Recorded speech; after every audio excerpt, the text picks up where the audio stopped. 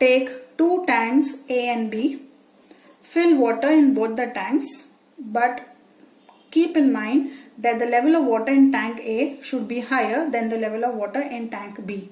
Connect both the tanks by means of a tube or a pipe and fix a clamp at the center of the tube or center of the pipe.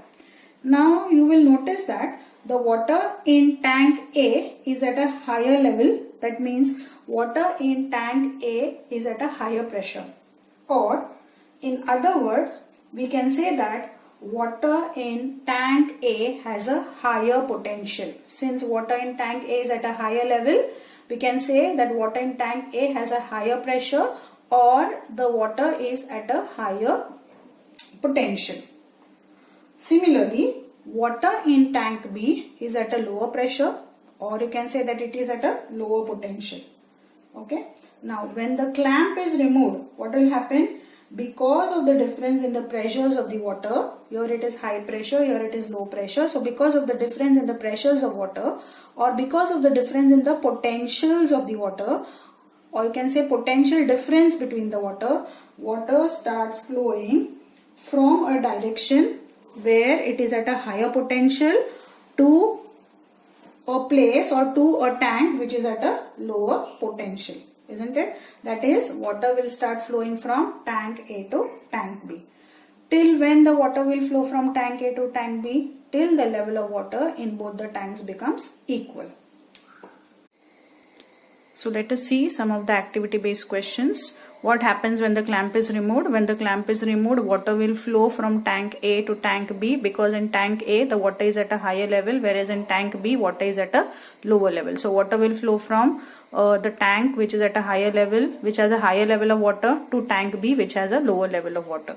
Does the water stop flowing? Yes. As soon as the levels of water in both the tanks becomes equal, the water stops flowing.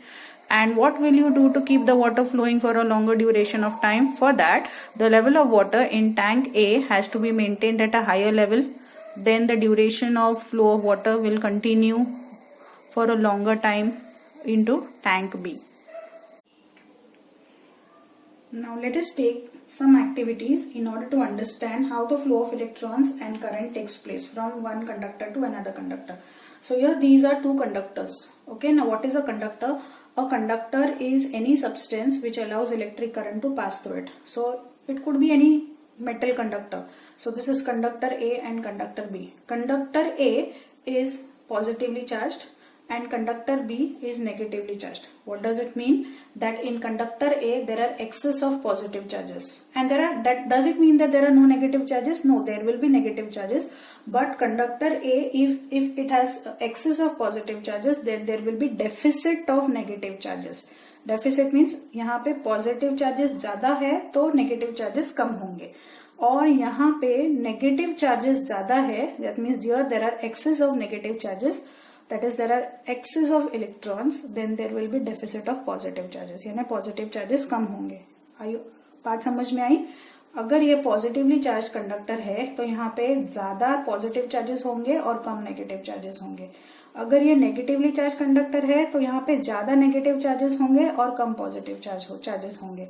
So the conductor which has got excess of positive charges is considered to be at a higher potential, and the conductor which is having excess of negative charges is considered to be at a lower potential. Now both the conductors A and B are connected by means of a connecting wire. Okay, connecting wire is also made up of metal. Now when a conducting wire connects both conductor A and conductor B, it is found that the electrons flow from conductor B to conductor A. It is always the electrons which will flow from one end to the other end. Positively charged ions cannot flow from one end to the other end because they are massive, they have got heavy mass. So always the lighter negatively charged electrons flow from one end to the other end. So here, since there are excess of electrons will flow from conductor B to conductor A. Conductor B is at a lower potential, conductor A is at a higher potential. So electrons will flow from conductor B to conductor A, that is from a point which is at a lower potential to a point at a higher potential. Current direction will be exactly opposite to the flow of electrons.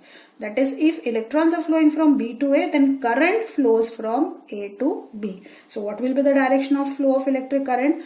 electric current will flow from conductor A to conductor B. That is from a point which is at a higher potential to a point which is at a lower potential. Okay, and this current is called as a conventional current. Now why does this current has this name called as conventional current, that we will see in after some time. Let us take another activity. Now in this case there are two conductors A and B, but you can see both the conductors A and B are positively charged. But conductor A has 1000 units positive charge and conductor B has 100 units positive charge. इसका मतलब A में ज्यादा positive charges है, इसका मतलब इसमें कम negative charges है, isn't it? अगर ज्यादा पॉजिटिव चार्जेस है यहाँ पे तो कम नेगेटिव चार्जेस होंगे, और इसका जस्ट उल्टा होगा B में 100 पॉजिटिव चार्जेस है, यानी कम पॉजिटिव चार्जेस है तो एक्सेस नेगेटिव चार्जेस होंगे. ओके, अगर यहाँ पे ज्यादा पॉजिटिव चार्जेस है तो ये हायर पोटेंशियल में है, अगर यहाँ पे ज्यादा नेगेटिव चार्जेस है इसका मतलब this conductor B is at a lower potential. Am I clear? Conductor A is at a higher potential. Why? Because there are excess of positive charges. Conductor B is at a lower potential because it has got excess of negative charges. तो अगर ये दोनों conductors को एक wire के साथ जब भी कनेक्ट किया जाएगा तो करंट फ्लो कहाँ से कहाँ होगा? Electrons will flow from conductor B to conductor A. क्यों? क्योंकि यहाँ पे ज्यादा इलेक्ट्रॉन्स है.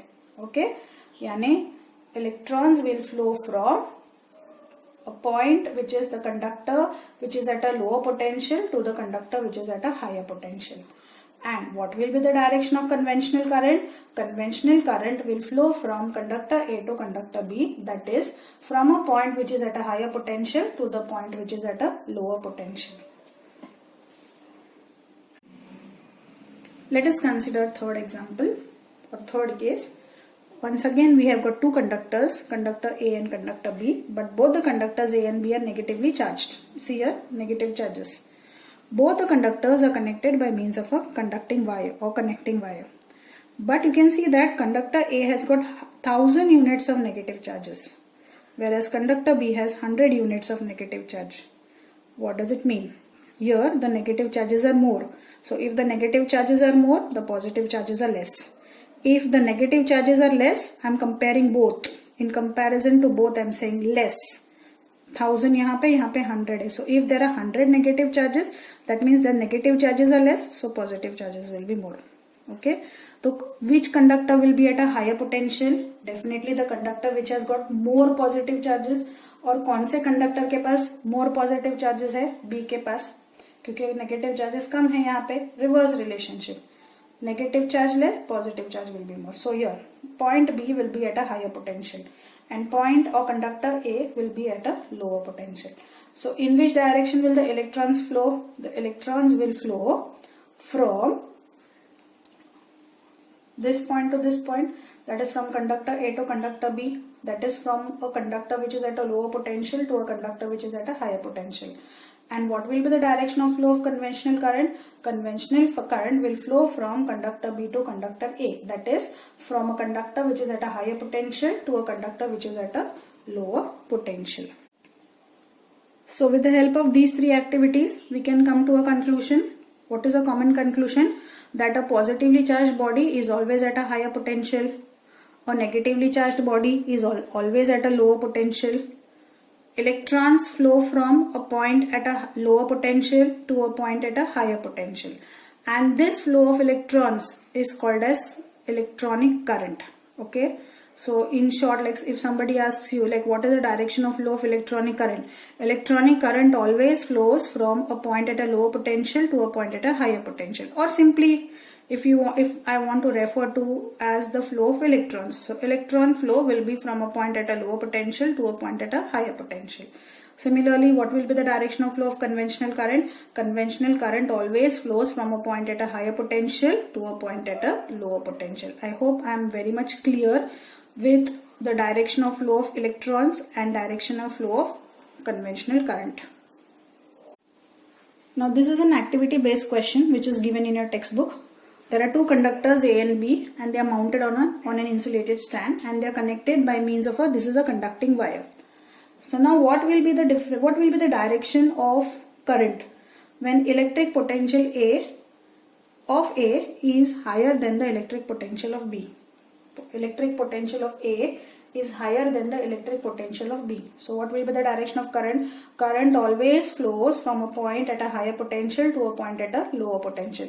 So if A is at a higher potential and B is at a lower potential, then current will flow from conductor A to conductor B. That is from a point at a higher potential to a point at a lower potential. Second condition. What will be the direction of flow of electron when electric potential of A is less than the electric potential of B? Now the case is vice versa.